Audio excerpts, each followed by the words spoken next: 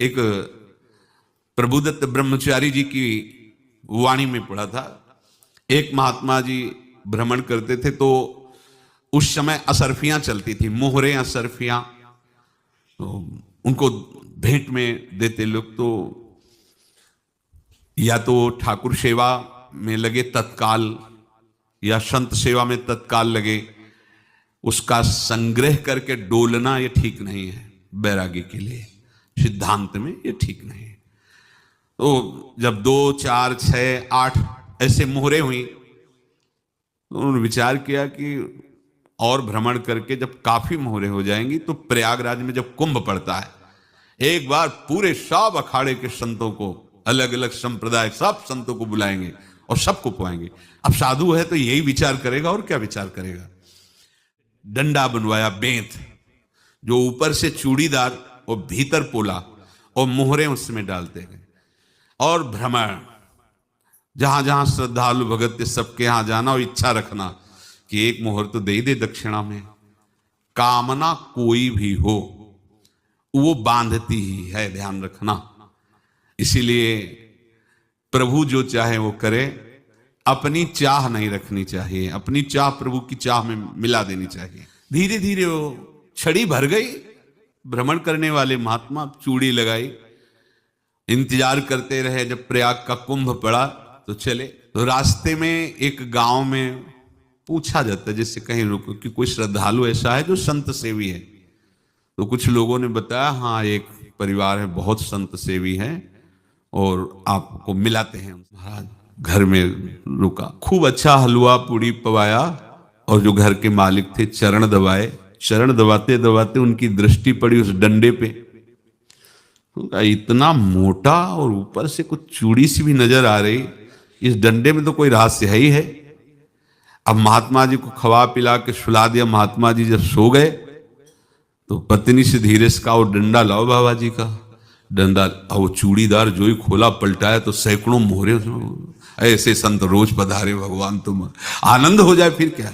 पत्नी से कहा, नाप के कंकड़ लाओ। वो तो महात्मा जी तो खाए खीर पूड़ी, आराम से सो रहे। रात में पूरी प्लानिंग करके उसमें कंकड़ भर के चूड़ी लगाकर सिराने रख दिया, सारी मोहरें हटा ली। महात्मा जी आराम से छड़ी उठाए तो वजन पक्का। वैसे बड़े लोग चतुर होते हैं, पर ये नहीं जानते कि कर्म कितना भयानक होता है। और उनकी कोई संतान नहीं थी, पर धन में इतना प्रेम उनको था। बहुत सावधान। साधु महात्माओं के पास जो अर्थ है, गृहस्थी अगर आता वहीं से है, पर अगर उसको जोर जबरदस्ती या किसी छल कपट से, तो वो उसका विनाश ही करता है। आज तक का प्रमाण है। अब उनको ये भाव पता नहीं होगा, या पता होगा तो लोभ के कारण वो उसको मान नहीं पाए होंगे। महात्मा जी गए प्रयाग में, किसी अखाड़े पर रुके और वहां प्रार्थना की कि कल जो है संपूर्ण अखाड़ों का निमंत्रण किया जाए और सब संतों को भोग पवाया जाए, उनको दक्षिणा भी दी जाए। महंत ने सोचा कि बहुत बड़ा है तो उत्सव है, क्योंकि प्रयाग में कितने हजारों संत महात्मा सब। उनका महाराज बोरों इसमें चीनी और टीनों घी लगेगा, सब व्यवस्था। बोले आप मंगाइए, एक एक हिसाब हम करेंगे, हमारे पास सब व्यवस्था है। बोले कुछ तो पहले दे दो, वो इकट्ठे देंगे हम। उनको था कि अगर हम छड़ी खोला और 2-4 मोहरे दी, किसी को पता लग गया तो गड़बड़ हो सकती। बोले हम भंडारे के समय आखिरी में सब कुछ आपको दे देंगे। ठीक है। वो अपने पास से पैसे लगाकर खूब जितना सामग्री सब लाए, लाखों की, और सब संतों को निमंत्रण कर दिया।